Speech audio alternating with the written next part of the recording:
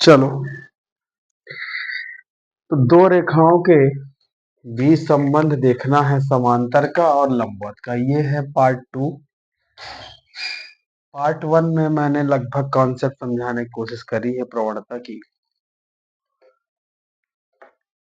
अब दो रेखाओं के बीच समांतर और परस्पर लंबवत होने का प्रतिबंध।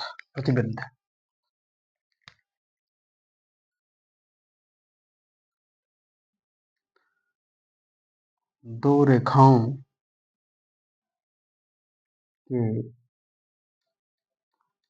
समांतर और परस्पर लंबवत होने का प्रतिबंध। तो सबसे पहले समांतर होने के कर लेते हैं पहले नंबर पर।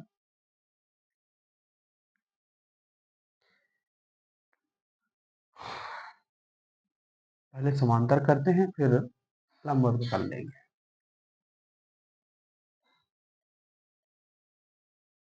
समांतर होने के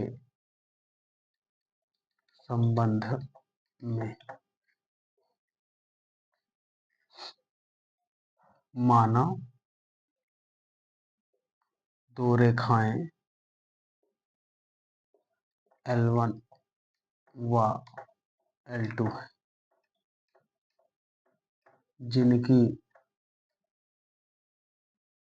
ढाल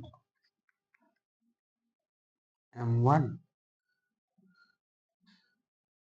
व M2 है। ये हो गई कंडीशन, और इसका बना देते हैं डायग्राम।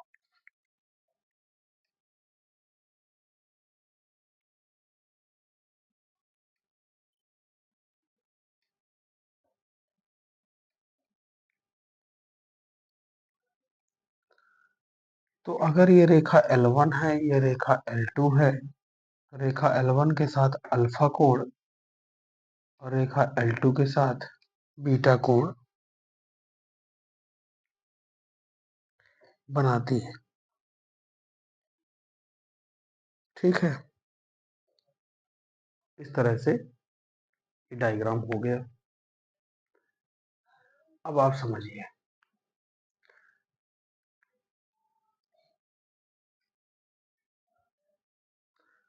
अगर रेखाएं समांतर हैं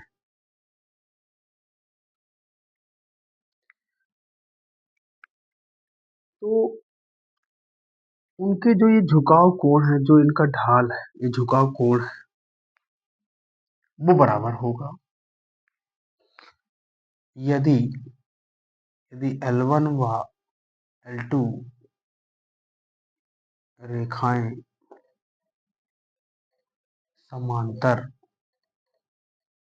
हैं, तब कंडीशन पहली क्या कह रही है? पहली ये कह रही है कि दोनों के झुकाव कोण बराबर होंगे।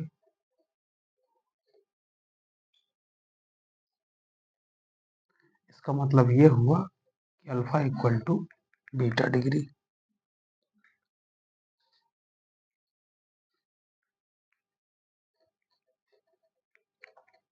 अर्थात alpha equal to beta degree. अगर ये है तो फिर tan alpha equal to tan beta भी बराबर हो जाएगा।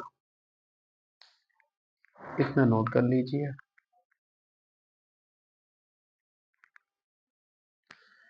इतना नोट करा, यहां से मिटाना शुरू कर।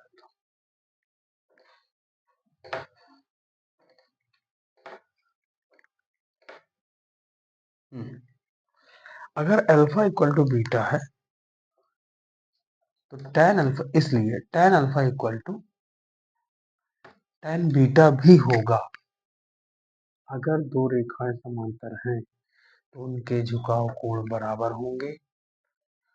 tan alpha equal to tan beta, tan alpha और tan बीटा अगर बराबर हो गए तो दूसरे पॉइंट झुकाव कोण बराबर होंगे। दोनों की ढाल या फिर प्रवणता बराबर होंगी। प्रवणता मतलब अगर L1 के लिए M1 और L2 के लिए M2, तो इस तरह से M1 इक्वल टू M2 हो जाएगा।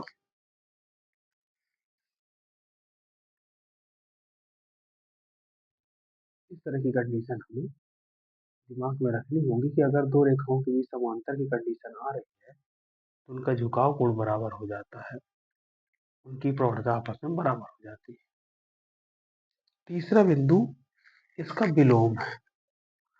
अगर विलोम की बात करें, कैसे विलोम,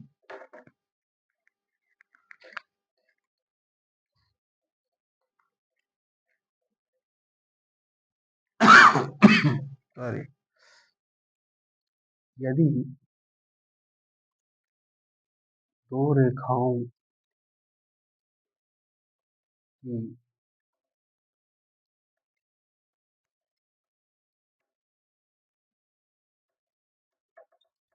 ढाल बराबर है तो दोनों रेखाएं समांतर होंगी।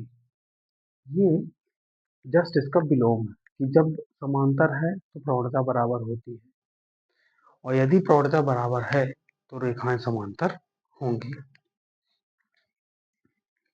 एक इंपॉर्टेंट पॉइंट लिख देंगे और इस कंडीशन को क्लोज करेंगे। स्पर्शजा,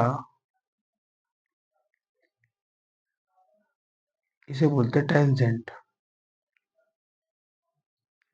स्पर्शजा टेंजेंट, स्पर्शजा फलन के गुणधर्म से 0 डिग्री और 180 डिग्री के बीच रहता है। स्पर्शजा फलन के, अब वैसे भी समझ में आ रहा है 0 से 180 के बीच में ही रहेगा। फलन के गुणधर्म से 0 डिग्री और 180 डिग्री के बीच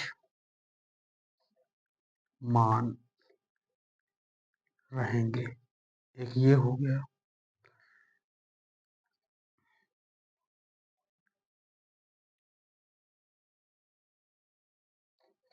if alpha equal to beta, रेखाएं समांतर होंगी। यदि अल्फा और बीटा बराबर हैं तो रेखाएं समांतर होंगी। प्रवणता की ढाल बराबर है तो रेखाएं समांतर होंगी। यदि रेखाएं समांतर तो ढाल बराबर, झुकाव कोण बराबर, प्रवणता बराबर। इस तरह से समांतर की एक कंडीशन हमें पता होनी चाहिए। यहाँ 0 y dash x y x x dash, ये कंडीशन आपको सेट करके रखनी है।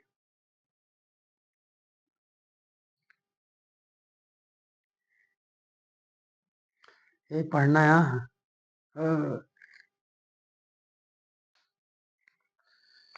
चलो, तो ये समांतर की कंडीशन। अब वहां पर ऑब्जेक्टिव किस तरह से कितनी प्रकार से बन जाएगा ये आप लोगों को बहुत अच्छे से ध्यान रखना होगा, है ना, कि भाई अगर कोण झुकाव कोण बराबर है तो रेखाएं समांतर, प्रवणता बराबर है, रेखाएं समांतर, झुकाव कोण, प्रवणता बराबर। तो इस तरह की चीजें हमें दिमाग में सेट करनी होगी। चलिए,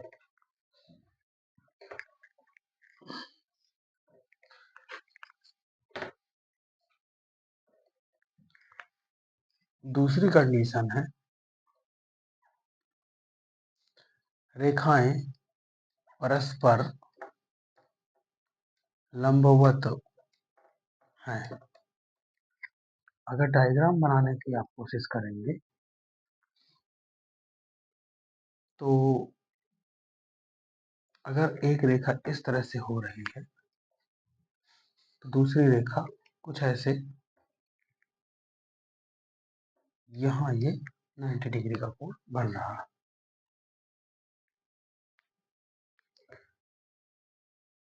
एक्स अक्ष से यहाँ एक कोण बना है, एक्स अक्ष से यहाँ एक कोण बना हुआ है।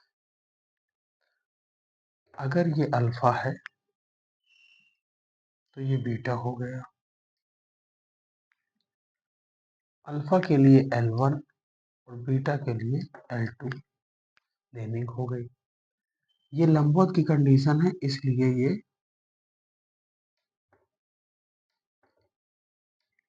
90।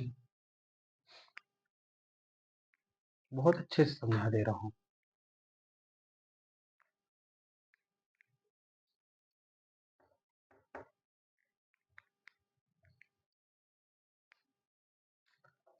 ये हो गया इसकी डिटेलिंग, ये हो गया पॉइंट ओ मूल बिंदु 0 0 निर्देशांक। अब रेखाओं को जब परस्पर लंबवत की कंडीशन में रखा जाएगा तो देखिए आपकी बुक में डायरेक्ट लिखा हुआ है, मैं उसको थोड़ा सा डिस्क्राइब कर देता हूँ। डिस्क्राइब इस तरह से कि चूंकि अल्फा इक्वल टू किसके बराबर होगा, बीटा प्लस 90 डिग्री के, और ये बाह्य कोण स्थिति से, भाई यहाँ पे बन रहा है ये ट्रायंगल, ये ट्रायंगल बन रहा है। अब बाह्य कोण कहता है कि वो अपने अभिमुख अंतः कोणों के योग के बराबर होता है, इसलिए यहाँ का ये 90 डिग्री और ये बीटा दोनों का योग हो जाएगा बाह्य कोण। अब इसमें ना 2 3 कंडीशनें हो सकती है, 2 कंडीशन। कुछ लोग beta equal to sorry beta equal to भी अल्फा प्लस 90 कर सकते हैं। तो 2 कंडीशनें इसमें प्रिफर हो सकती हैं, मे भी अपन एक से चलते हैं और लेके आ, मतलब ऐसा नहीं, कोई जरूरी नहीं है ना, इस तरह से।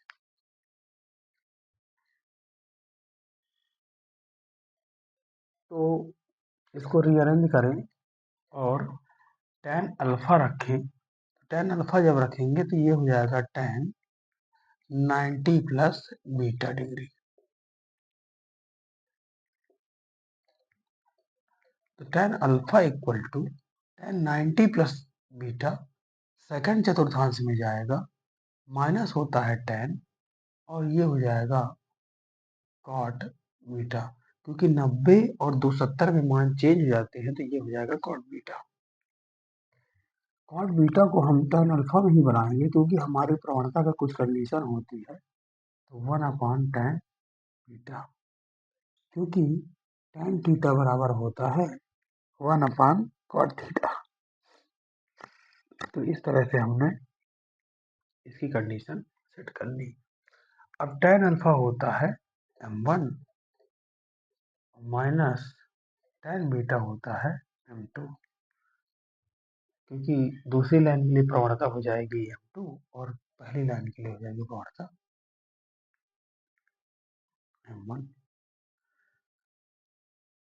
यहां से ये पता चल रहा है कि अगर तेरा गुणा हो गया तो m1 इंटू m2 का जो मल्टीप्लीकेशन है वो -1 होगा। ये कॉन्सेप्ट बहुत अच्छे से याद रखना पड़ेगा कि अगर रेखाएं लंबवत हैं, परस्पर लंबवत हैं, तो उनकी प्रवणताओं का गुणनफल -1 होता है। उनकी प्रवणताओं का गुणनफल -1 होता है। यह आपको बहुत अच्छे से ध्यान रखना होगा। और एक कंडीशन और बना सकते हैं, tan alpha into tan beta, उनकी टेंजेंट का मल्टीप्लिकेशन -1। मतलब आपको ऑब्जेक्टिव में कहाँ क्या मिल जाए ये आपको पता होना चाहिए। tan alpha equal to minus cot beta, एक ये भी फार्मूला कहीं ना कहीं पे अगर आ गया कि दोनों रेखाएं लंबवत हैं तो कौन सा रिलेशन सही करता है, तो tan alpha equal to minus cot beta भी एक दूसरे से रिलेट रखते हैं। तो ये कंडीशन हमें दिमाग में रखनी होगी।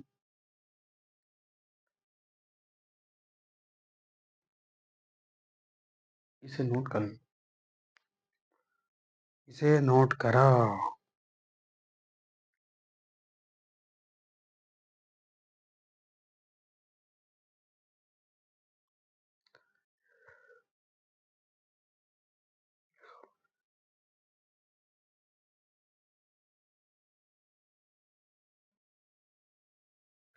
और अगर अगर रेखाएं परस्पर लंबवत हैं तो उनके झुकाव कोण का अंतर 90 डिग्री। कैसे? Alpha minus beta equal to 90 degree. ये लिखा दूंगा, मैं इसे शब्दों में लिखा दूंगा, ठीक है। ये पहले लिख डालिए, इसके बाद वहां पे है और उसी के आगे ये है नीचे। 3 कॉन्सेप्ट यहाँ पर बॉक्स में बने हुए, 4 कॉन्सेप्ट।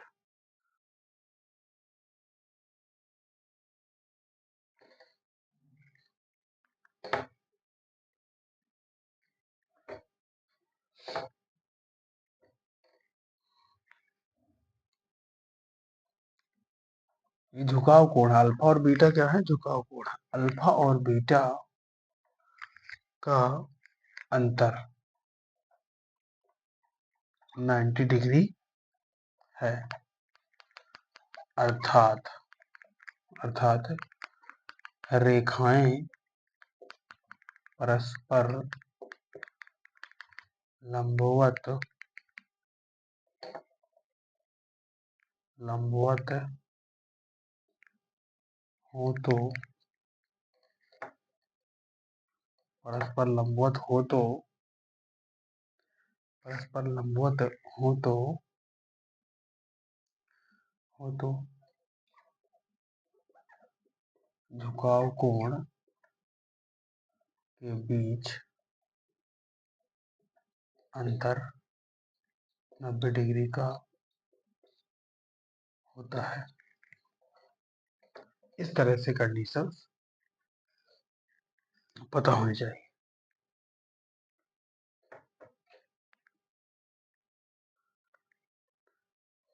अतः अतः रेखाएं L1 व L2 परस्पर लंब हैं, परस्पर लंब हैं।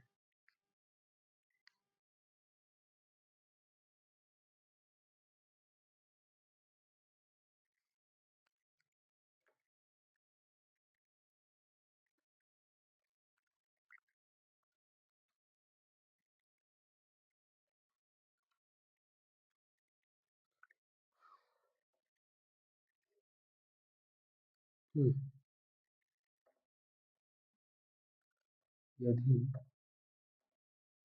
ऊर्ध्वाधर, ऊर्ध्वाधर का मतलब होता है ऊर्ध्वाधर नहीं, यदि अधिकतर रेखाएं L1 और L2 परस्पर लंब होती हैं,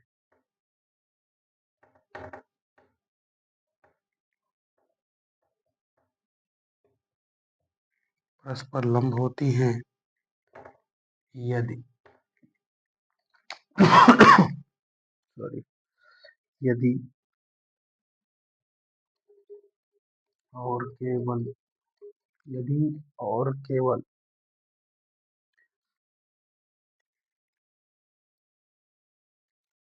यदि और केवल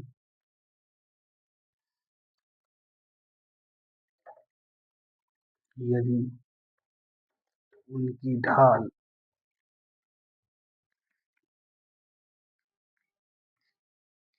यदि और केवल यदि उनकी ढाल तबीयत ज्यादा डाउन हो रही है क्या?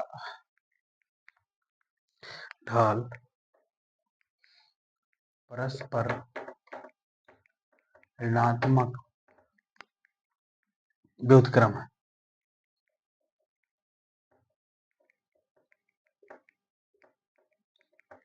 व्युत्क्रम है। That means m2 equal to -1 upon m1 या m1 equal to 1 upon m2 minus का या m1 into m2 equal to -1।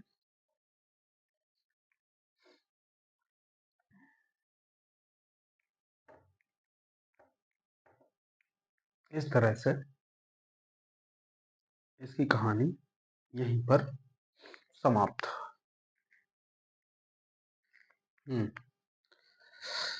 इसमें ढाल पूछा है, ये तो लिख लिया होगा।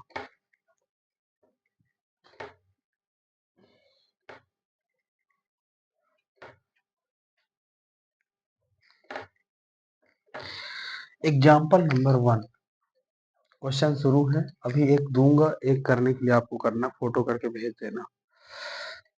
इसमें लिखा हुआ है कि ढाल ज्ञात, उन रेखाओं का ढाल ज्ञात कीजिए, बिंदु दिए हुए हैं। मैं प्रश्न नंबर बी करा देता हूं। एग्जाम्पल नंबर 1 में बी नंबर 2 बिंदु दिए हुए हैं, 3-2 और 7-2।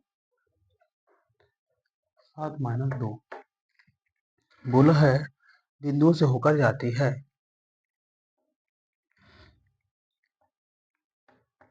बिंदुओं से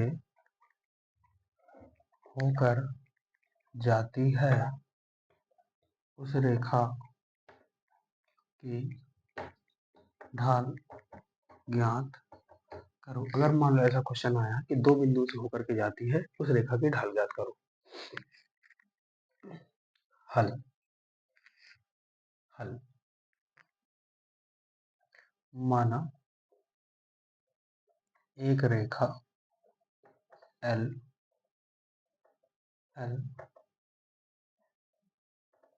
जो कि दो बिंदु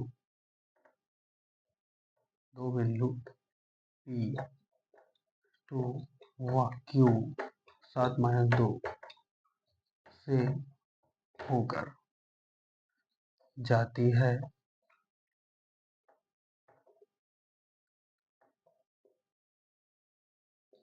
रेखा की ढाल ज्ञात करना है।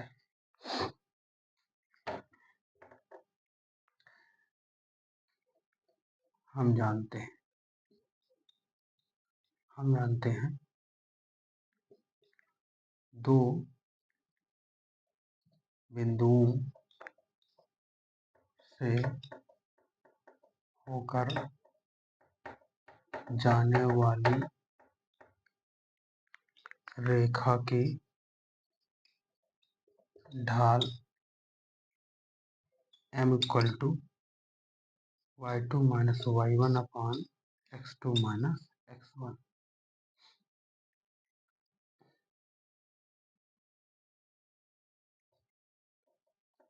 जहाँ P x1, y1, Q x2,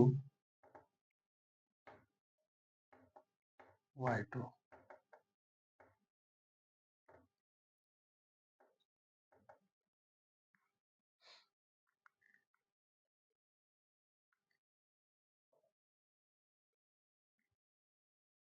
ये हो गई भाषा।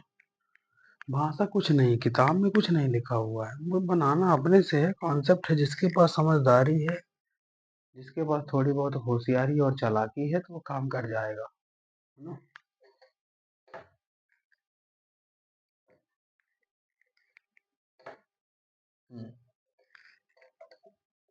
m equal to y2 minus y1, y2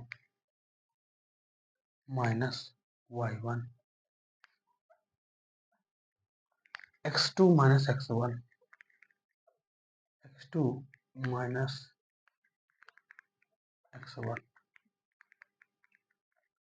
minus 2 plus 2, 7 में 3 गए 4, तो प्रवणता हो रही 0।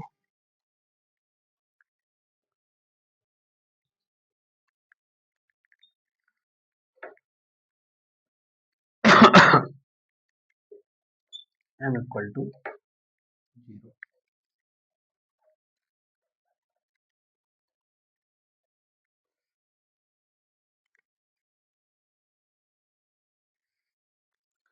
अतः दिए गए बिंदुओं की ढाल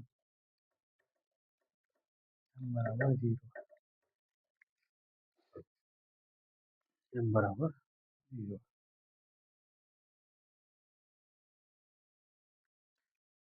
ये हो गया। आपको एग्जाम्पल के ए बी सी डी 3 थे, इनमें से बी मैंने करा दिया है, बाकी आप लोग प्रैक्टिस कर लेना। मैं आपको क्वेश्चन दे रहा हूँ इसी का, जिसकी ढाल ज्ञात करना है। इसकी क्वेश्चन की फोटो भेज देना करके। -5 7 और 30 -9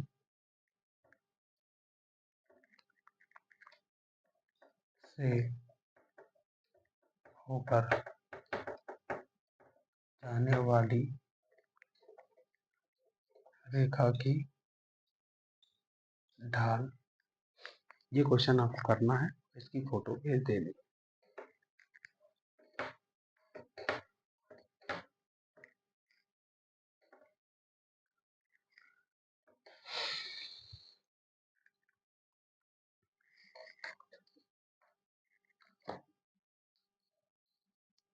धन x अक्ष से 60 डिग्री का कोण बनाती है रेखा। ये डी नंबर एग्जाम्पल नंबर 1 का डी क्वेश्चन है।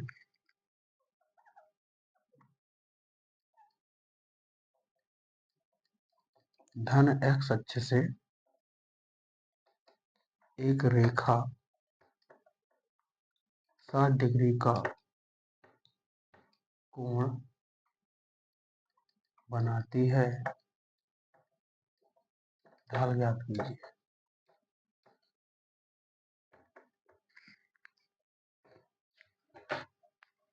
ढाल ज्ञात करना है, 60 डिग्री का कोण बनाती है।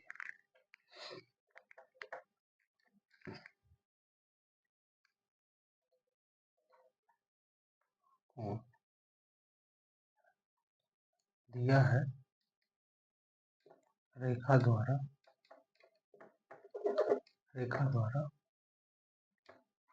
धन x अक्ष से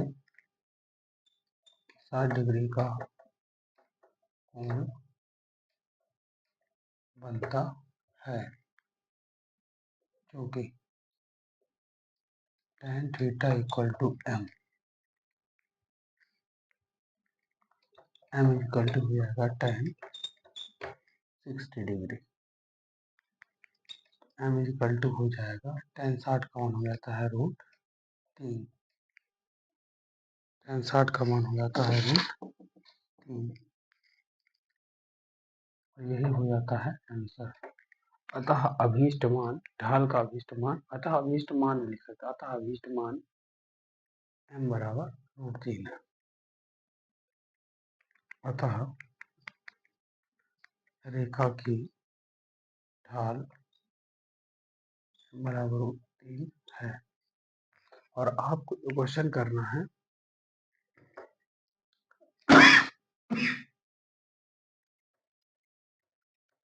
75 डिग्री इसका ट्रिग्नोमेट्री का कॉन्सेप्ट इसमें लगेगा तब ये सॉल्व होगा। तो पहले आपको 75 डिग्री का मान निकालना होगा, है ना। तो आप लोग करना, दे दिया है 75 डिग्री, आपको करना है। 60 डिग्री क्वेश्चन में दिया था, जो मेरा क्वेश्चन है वो 75 डिग्री का है। सॉल्व करके फोटो भेज देना। चलिए, इस तरह से एग्जाम्पल नंबर 1 कंप्लीट। अब इस पर से जाके कॉन्सेप्ट देखने, ये हो गया है, इसको कर लो।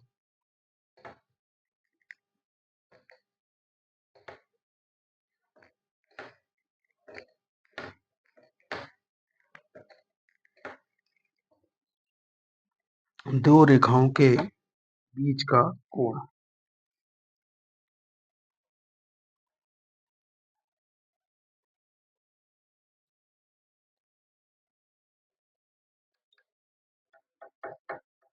दो रेखाओं के बीच का कोण। देखो, एक रेखा ये हमने बना दी और एक रेखा ये हमने बना दी। ये है थीटा और ये है फाई।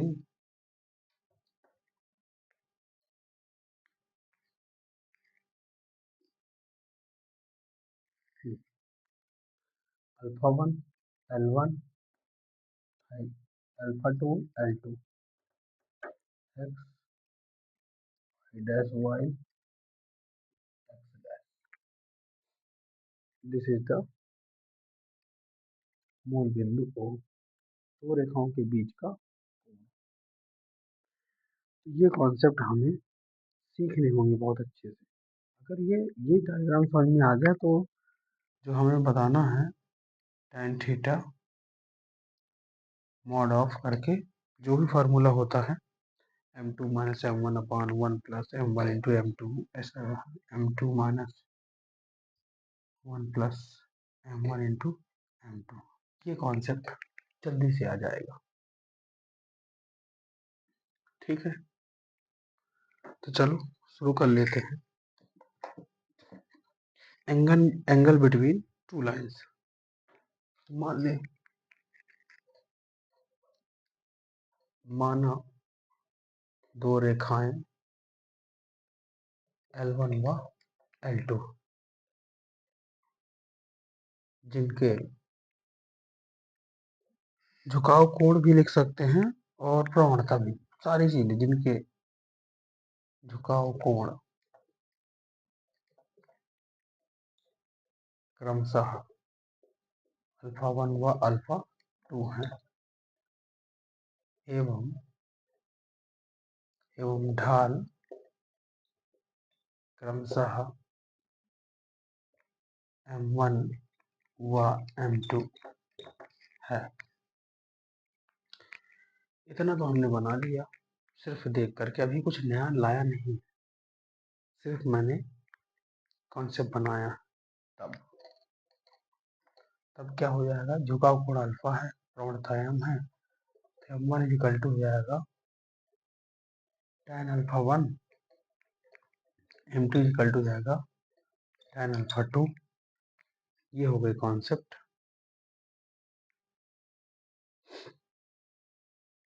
तो जब रेखाएं आपस में प्रतिच्छेद करें इस बिंदु पर, तो दो शीर्षाभिमुख कोण बनते हैं, एक यहाँ बनता है और एक यहाँ बनता है, थीटा का यहाँ बनता है।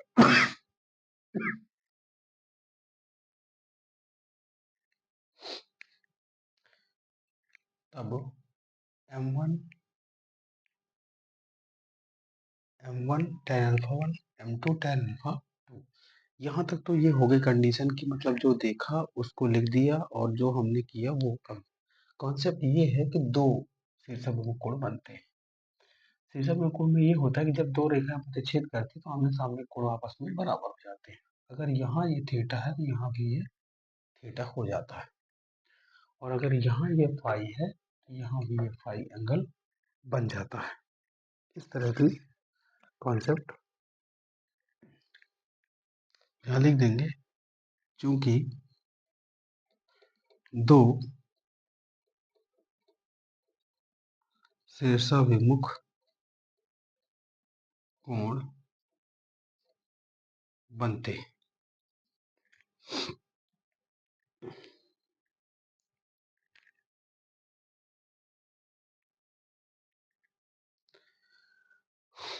दो शीर्षाभिमुख कोण बनते हैं।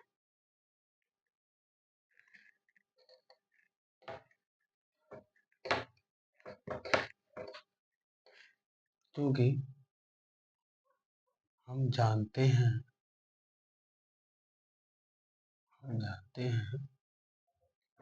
दो संलग्न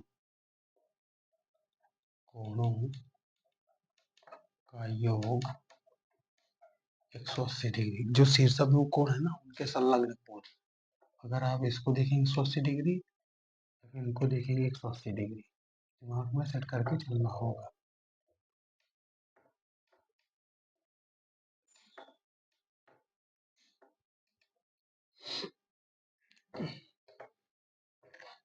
तो इस तरह से हमारे पास एक कंडीशन संलग्न कोण शीर्षाभिमुख से है।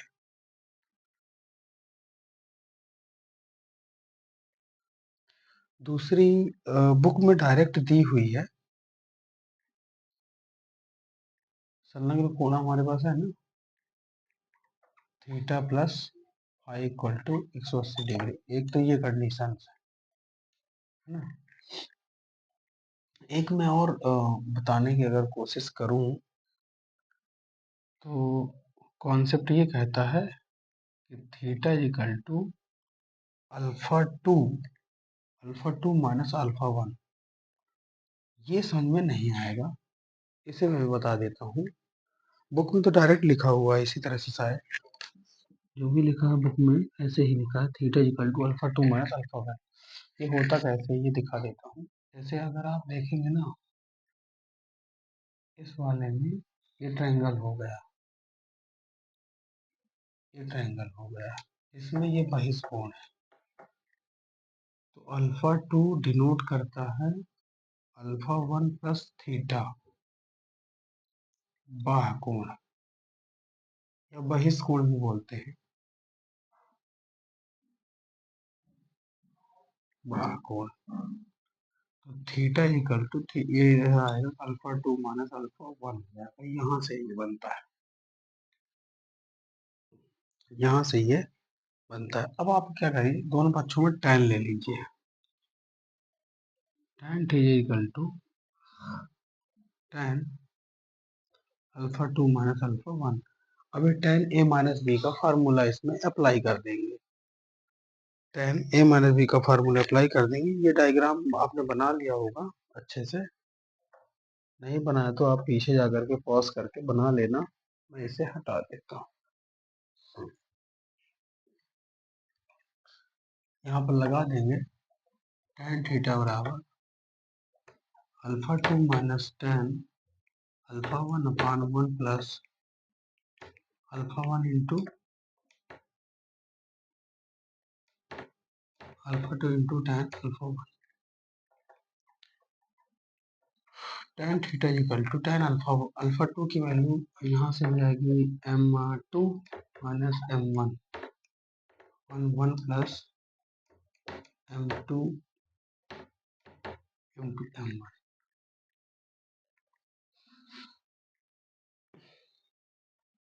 इसी के बगल में जहाँ लिखना है, जहाँ 1 plus m1 into m2 not equal to 90 degree. जहाँ ये तो ठीक है, ये जीरो नहीं होना चाहिए, बस ये जीरो नहीं, ये गलती थोड़ा दी, नॉट इक्वल टू जीरो, ये जीरो नहीं होना चाहिए बस। अल्फा और अल्फा वन और अल्फा टू 90 डिग्री के बराबर नहीं होने चाहिए। जैसे इस वाले में यहाँ पर लिख सकते हैं, जहाँ अल्फा वन व alpha two not equal to 90 degree, ऐसा नॉट इक्वल टू 90 डिग्री। यहाँ पर अंश अगर हर में जीरो हो गया तो खेल खत्म हो जाएगा, इसलिए कंडीशन बता दी गई कि जहाँ 1 plus M one into M two not equal to zero. तो इस तरह से हमने इसे कर लिया। अब क्या होता है कि जो रिलेशन है,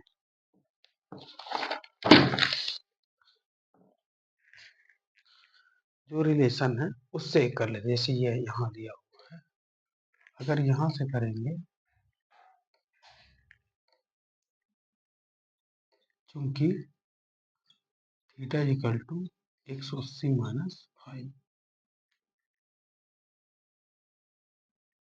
तो tan theta equal to tan 180 minus 5, तो tan theta equal to 180 minus theta second चतुर्भाग माइनस tan 5 माइनस tan 5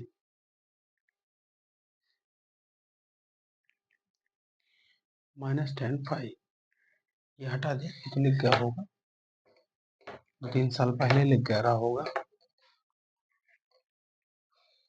तो अगर मैं इसको थोड़ा सा डिस्क्राइब करूं, tan 5 लिखने को उसको माइनस tan थीटा हो जाएगा, tan 5 equal to minus m2 minus m1 upon 1 plus m1 into m2। इस तरह से ये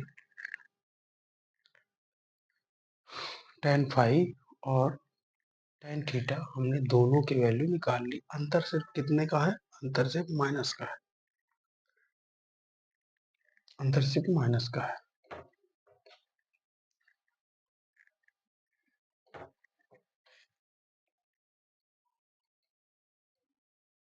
इस प्रकार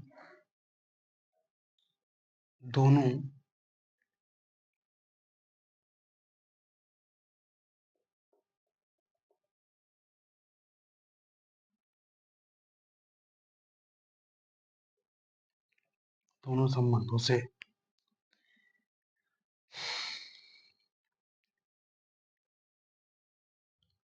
यहाँ से ऑब्जेक्टिव बनने के बहुत चांस है, बिल्कुल नोट कर लीजिए। अभी जो लिखा रहा हूँ, नोट 1 या स्थिति 1 कर लो, जैसे बुक में लिखा है स्थिति 1, यदि m2 minus m1 upon 1 plus m1 into m2 धनात्मक है, जैसे यहाँ पर था, यदि m2 minus m1 upon 1 plus m1 into m2 धनात्मक है, तब tan थीटा धनात्मक होगा।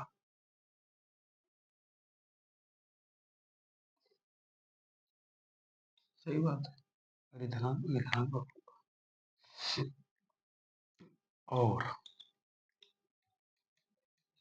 और tan 5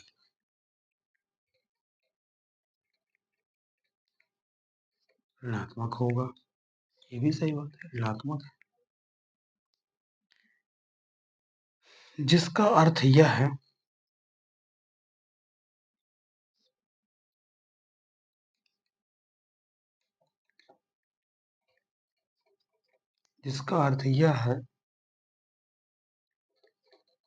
कि थीटा न्यून कोण होगा और फाई अधिक कोण होगा। अब यहाँ से ऑब्जेक्टिव बनने के फुल चांस है कि m2 में से m1 अपन 1 प्लस m2 धनात्मक है, ऋणात्मक है, तो क्या होगा? कौन धनात्मक होगा, कौन ऋणात्मक होगा, कौन न्यून कोण होगा, कौन अधिक कोण होगा, ये बहुत अच्छे से समझना पड़ेगा। बहुत अच्छे समझना पड़ेगा। ये स्थिति 1 है। इसी में मैं सुधार करूंगा और स्थिति 2 बनाऊंगा।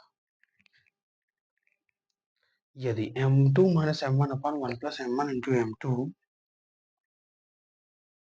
ऋणात्मक है,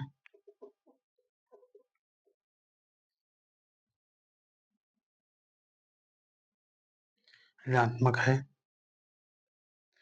तब tan थीटा ऋणात्मक होगा।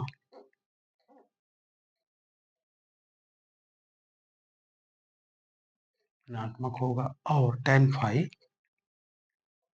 धनात्मक होगा, जिसका अर्थ यह है कि थीटा अधिक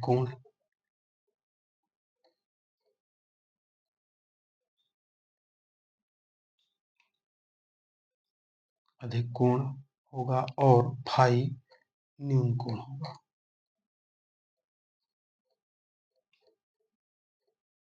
फाई न्यून कोण होगा। इस तरह से ये कॉन्सेप्ट यहाँ बने।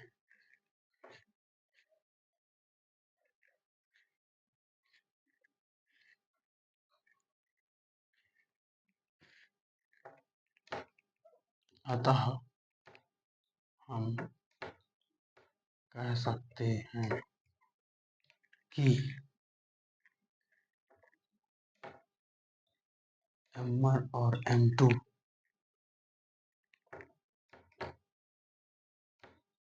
ढाल वाली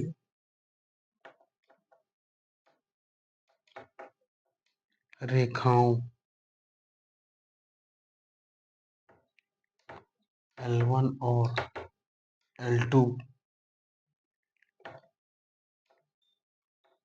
के बीच का न्यून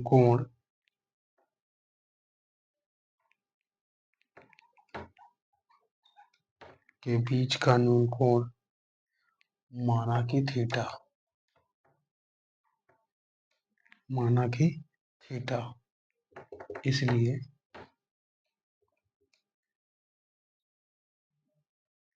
इसलिए tan theta equal to mod of m2 minus m1/1 plus m1 into m2, जहाँ 1 plus m1 into m2 not equal to 0।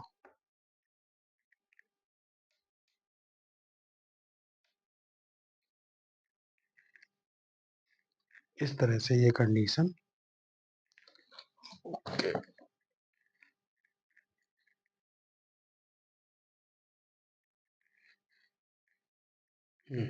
ये हो गया है।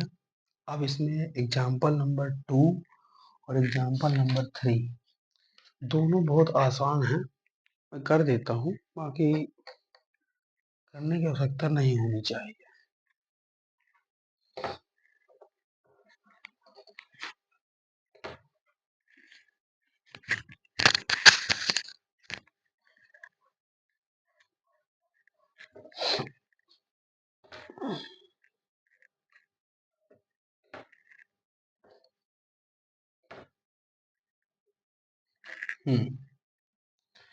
एग्जाम्पल 2 बोला है, ये दो रेखाओं के बीच का कोण π/4 है और एक रेखा की ढाल 1/2 है, तो दूसरी रेखा की ढाल ज्ञात करना है।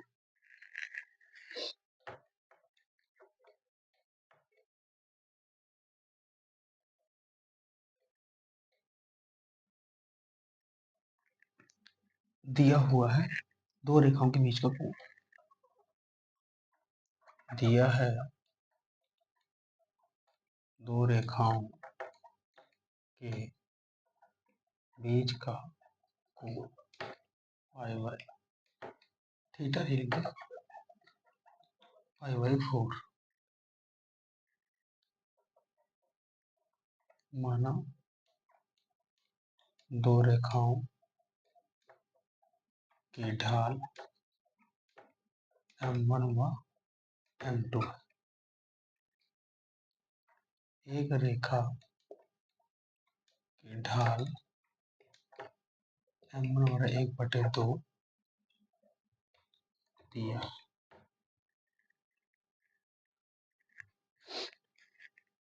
चूंकि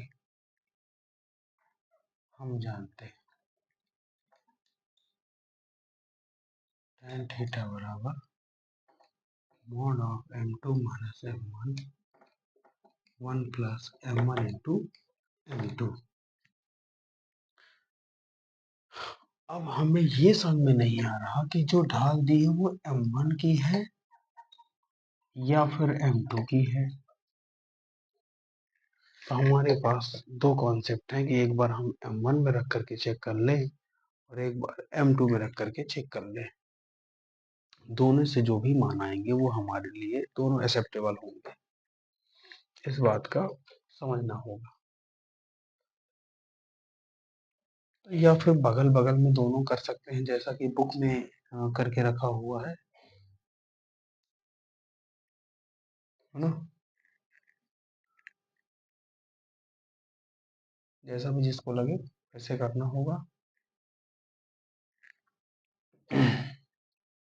तो मैं पहले एक कंडीशन से, क्योंकि बोर्ड मेरे में कॉन्सेप्ट है, मैं यहाँ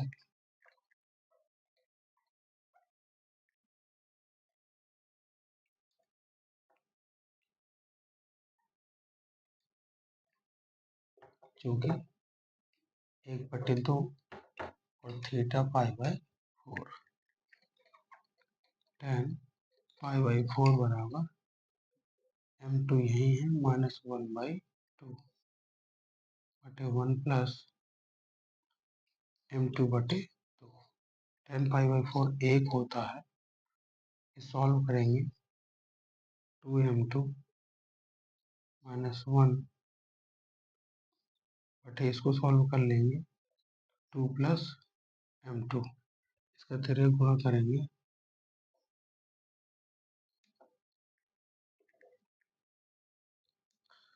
तो हो जाएगा 2 प्लस m2 बराबर 2m2 -1। m2 उधर चला जाएगा, m1 इधर आएगा, 1 इधर आएगा तो प्लस का 1 हो जाएगा और 2m2 माइनस m2 करेंगे तो डायरेक्ट m2 हो जाएगा 3। तो m2 की वैल्यू एक तो 3 आएगी एक कंडीशन से। इसी तरह से सेकंड कंडीशन अप्लाई कर लेंगे। पहले पॉइंट से हमने कवर किया। ये लिखने के बाद आप दूसरे बिंदु पर कवर करेंगे। मैं यही इसी के बाद नीचे दूसरा बिंदु लिख रहा हूँ tan ये यहाँ कर देता हूँ m2 इक्वल 1/2 और बाकी सेम है।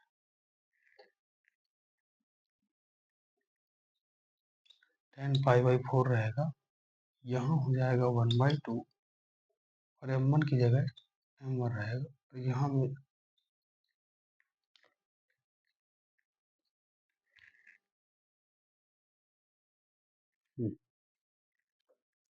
उसके बाद इसको यहाँ से सॉल्व कर लेते हैं। ये m1 है ना, m1 क्योंकि m2 की जगह 1/2 गया है,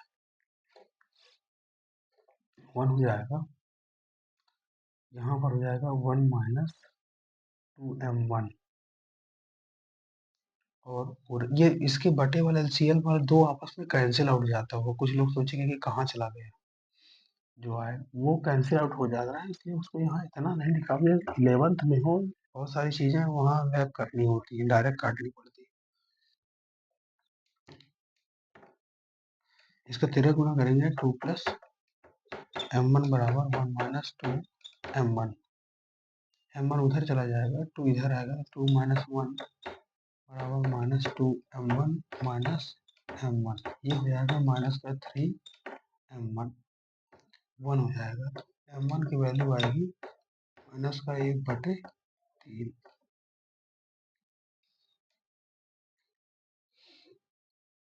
माइनस का 1/3। इस तरह से हमने दोनों के मान निकाले। तो जो दूसरी रेखा है जिसकी प्रवणता या तो 3 या फिर -1/3, इस तरह से हमें ये क्वेश्चन सॉल्व करना था।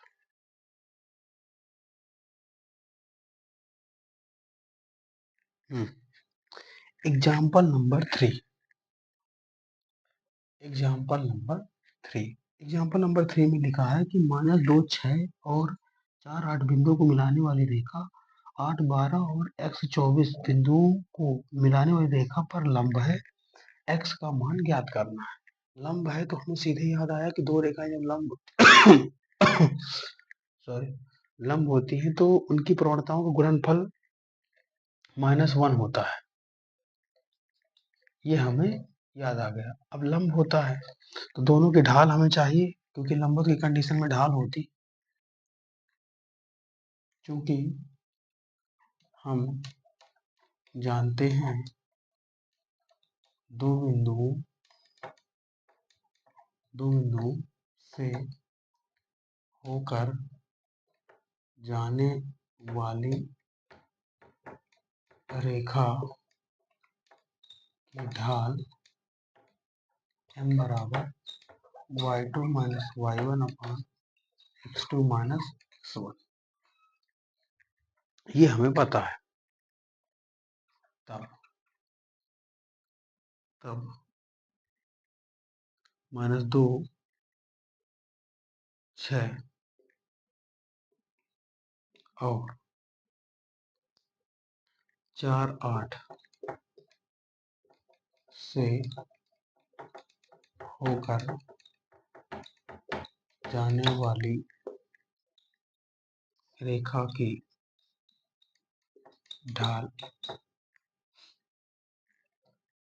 8 - 6 बटे 4 माइनस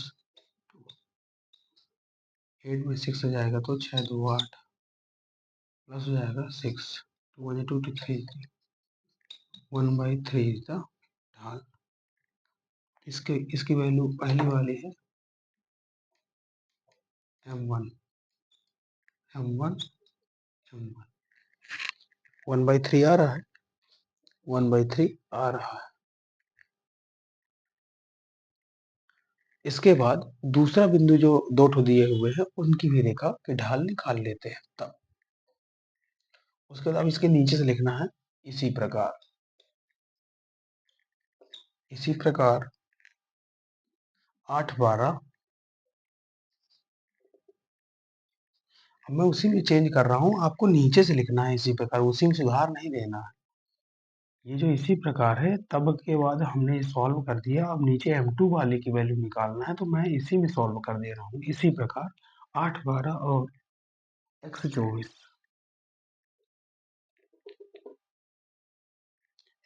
से होकर जाने वाली रेखा की ढाल m2 इसे बोलेंगे।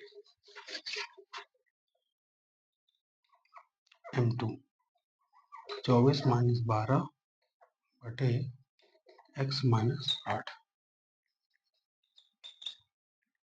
12 दूनी 24 x - 8। चूंकि दी गई दोनों रेखाएं आपस में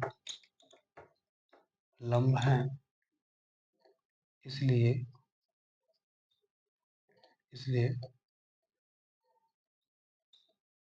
ढालों का गुणनफल बराबर -1।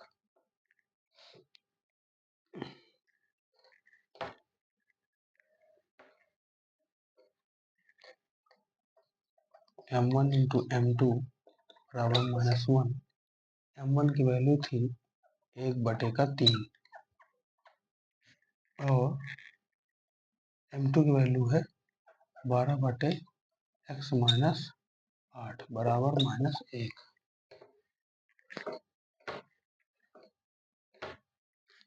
3 एकम 3, 3 चौक 12, इसका गुना यहाँ हो जाएगा। 4 बराबर -x प्लस 8, x को इधर लाने दो, 4 को उधर जाने दो, x इज इक्वल टू 4।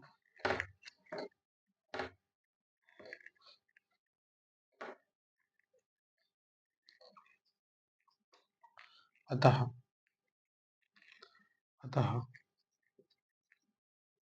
दूसरी रेखा में x का